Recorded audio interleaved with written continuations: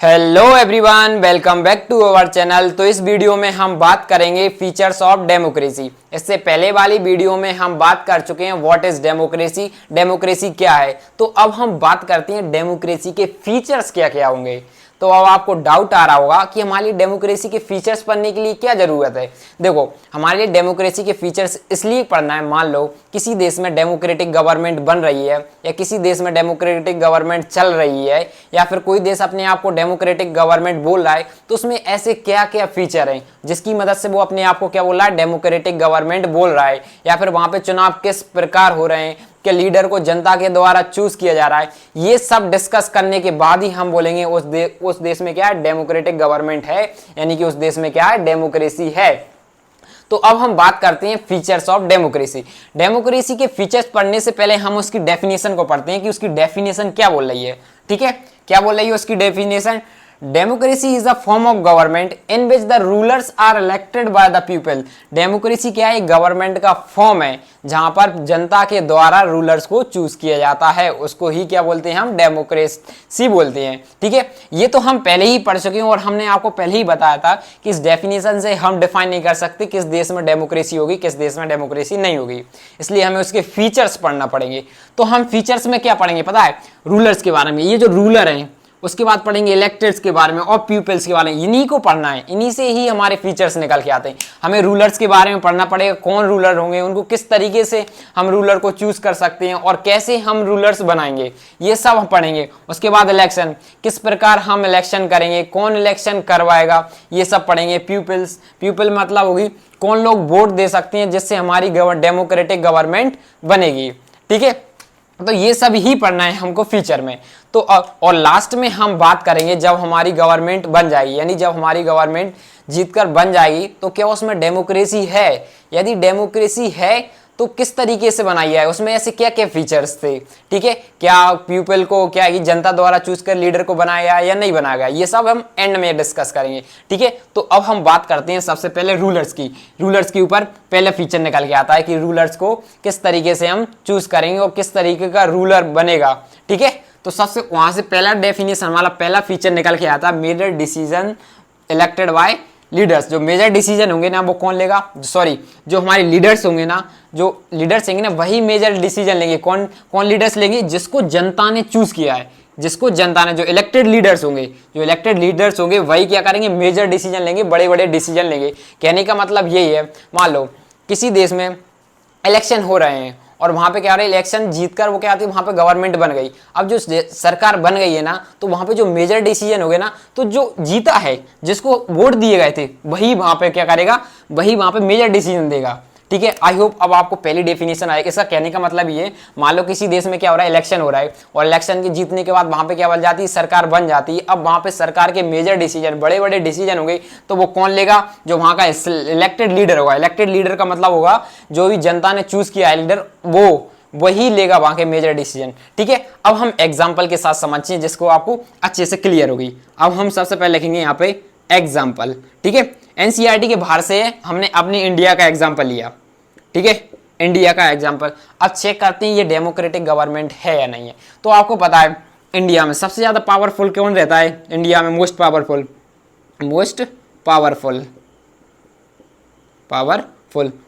कौन रहता है, हमारा प्राइम मिनिस्टर रहता है, प्रेसिडेंट नहीं रहता। प्रेसिडेंट में देखो ज्यादा पावर नहीं, लेकिन प्राइम मिनिस्टर में यहाँ पे क्या मेजर डिसीजन लेता है। देखो प्राइम मिनिस्टर में ये कौन है, हमारा प्राइम मिनिस्टर। प्रेसिडेंट की बात करें, प्रेसिडेंट, ठीक है, तो यहाँ का जो प्रेसिडेंट होता है ना, उसके पास पावर तो होती है, पावर तो है, लेकिन वो मेजर डिसीजन नहीं ले सकता। पावर है लेकिन वहां पे क्या होगा, मेजर डिसीजन। जो हमारे मेजर डिसीजन होंगे ना, वो कौन लेगा, हमारा जो मेजर डिसीजन कौन लेगा, मेजर डिसीजन ये नहीं ले सकता, मेजर डिसीजन लेगा हमारा पीएम लेगा, ये हमारा मेजर डिसीजन लेगा। ठीक है, क्योंकि देखो ऐसा क्यों होता है कि जो हमारा प्रेसिडेंट है वो मेजर डिसीजन नहीं ले सकता और पीएम है जो मेजर डिसीजन क्यों लेता है। देखो ऐसा है, जो हमारा प्राइम मिनिस्टर होता है वो क्या होता है, जो हमारा पीएम है उसको वो किसके द्वारा इलेक्ट किया जाता है, पीपल्स के द्वारा इलेक्टेड हो जाता है।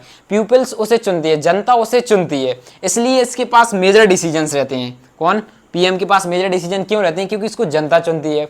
और ये लेकिन ठीक है, जनता द्वारा इसको बनाया गया है, इसलिए इसके पास मेजर डिसीजन है, इसलिए हम इसको क्या बोलेंगे, यहाँ पे क्या होगी, डेमोक्रेटिक गवर्नमेंट बोलेंगे ऐसे देश को। क्या बोलेंगे, डेमोक्रेसी है, क्योंकि यहाँ पे जनता द्वारा चला, उसी के पास मेजर डिसीजन होगा। यही तो पहली डेफिनेशन बोल रही है, पहली डेफिनेशन यही बोल रही है ना कि जो भी इलेक्टेड पीपल होगा उसी के पास मेजर डिसीजन। तो पीएम है, ये इसको इलेक्ट करते हैं, इसलिए इसके पास मेजर डिसीजन होते हैं। जैसे कि सेंट्रल गवर्नमेंट है, सेंट्रल गवर्नमेंट के मेजर डिसीजन कौन लेता है, हमारा पीएम, प्राइम मिनिस्टर लेगा। और स्टेट गवर्नमेंट की बात करें तो स्टेट गवर्नमेंट कौन, सीएम, सीएम उसमें मेजर डिसीजन लेता है। तो ये कैसी हमारे एक डेमोक्रेटिक गवर्नमेंट है, ठीक है। तो यहां से हमारे लिए पहला फीचर निकल के आता है, ये था हमारा पहला फीचर। अब हम इसका उल्टा समझते हैं, किसको नहीं बोल सकते हैं, जिस भले ही उस देश में वोट, जनता वोट दे रही है, वो किस देश में नहीं बोलेंगे। तो हम पाकिस्तान का एग्जाम्पल लेते हैं, ठीक है। तो सबसे पहले आप ये नोट करो, मैं रफ करता हूं और कुछ पॉइंट्स लिखता हूं। तो देखो, अब हम पाकिस्तान का एग्जाम्पल लेते हैं जो कि आपकी एनसीईआरटी बुक में गिवन है, और हम चेक करेंगे क्या ये डेमोक्रेसी के पहले फीचर को फॉलो कर रहा है या नहीं कर रहा है, ठीक है। तो पहले पॉइंट से स्टार्ट करते हैं। क्या बोला है, in Pakistan general Pervez Musharraf lead a military coup in October 999। सबसे पहले तो आपको ये पता होना चाहिए कूप का मतलब क्या होता है। कूप का मतलब होता है तख्त पलट। तो यह कब की बात है, 999 की है, उससे पहले की ही नहीं, उसके बाद में। पहले तो वहाँ पे प्राइम मिनिस्टर थे जो कि जनता द्वारा चूज किए गए थे, जिनका नाम था परवेज मुशर्रफ। हमें बात करनी है 999 के बाद।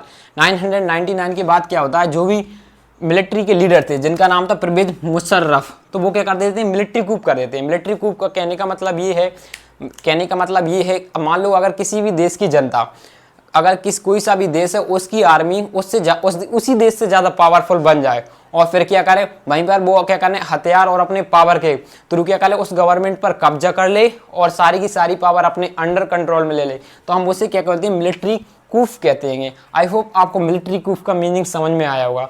तो ऐसा ही कुछ क्या होता है पाकिस्तान में होता है। पाकिस्तान में क्या हो जाता है, मिलिट्री कूफ हो जाता है। कहने का मतलब ये है, जो वहाँ के प्राइम मिनिस्टर थे उनको फोर्सफुली वहाँ से हटा दिया जाता है, और आर्मी वहाँ पर रूल करने लेती है, और जितनी भी पावर थी वो अपने कंट्रोल में लेती है। कौन ले लेती है, आर्मी। आर्मी का मतलब हो जाएगा परवेज मुशर्रफ के कंट्रोल में जाती है पावर।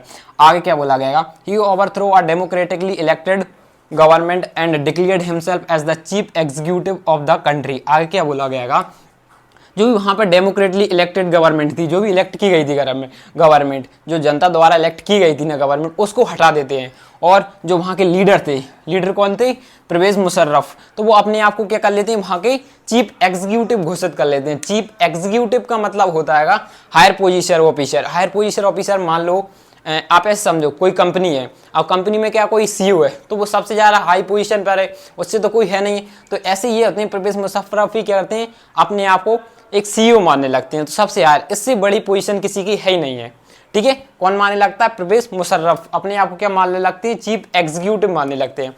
आगे क्या बोला गया, later he change his designation to the president. अब फिर उसके बाद क्या करते हैं, जैसे ही उनके पास क्या पावर आ जाती है, गवर्नमेंट को वो पूरे अपने अंडर कंट्रोल में कर लेते हैं, तो वो क्या करते हैं, अपनी पोजीशन को ही चेंज कर लेते हैं और अपने आप को क्या बना लेते हैं, प्रेसिडेंट समझ लें, प्रेसिडेंट की डिक्लेयर कर देते हैं। अपने डेजिग्नेशन को चेंज करके और अपनी पोजीशन को चेंज करके वो अपने आप को क्या बोलते हैं, प्रेसिडेंट बोलते हैं। फिर उसके बाद क्या होता है, जब उनके पास पावर आ जाती है, गवर्नमेंट उनके अंडर कंट्रोल में हो जाती है, सब कुछ हो जाता है, तो वो क्या करते हैं, 2002 में एक रेफरेंडम निकालते हैं। कैसा रेफरेंडम निकालते हैं कि क्या वो 5 साल के लिए और प्रेसिडेंट बन सकते हैं।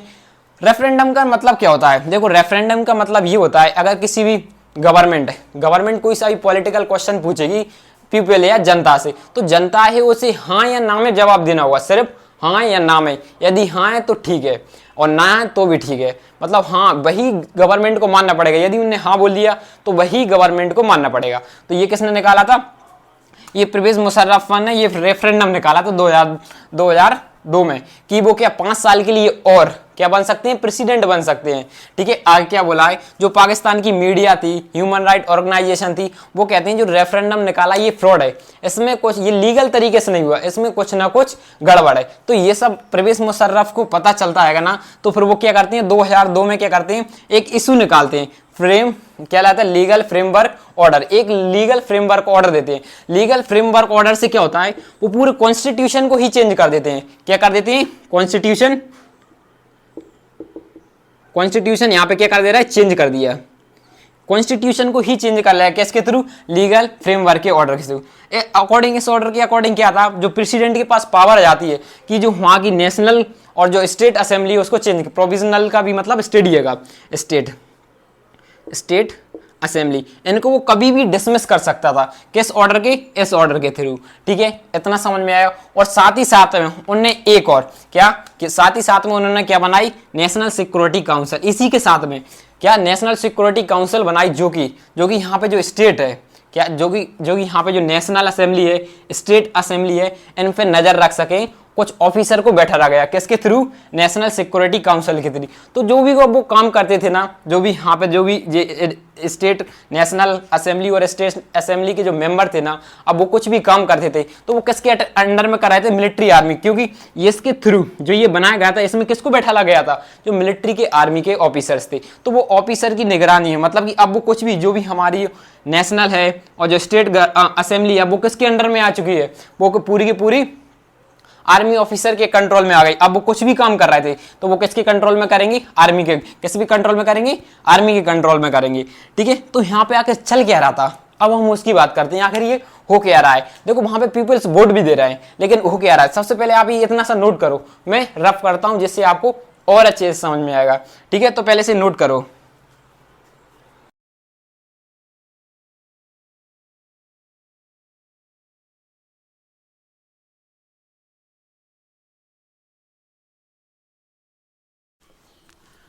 तो देखो वहां पे चल क्या रहा था, जो वहां की जनता थी क्या, जो वहां के पीपल्स थे, जो वहां की जनता थी, वो वोट तो दे रही थी।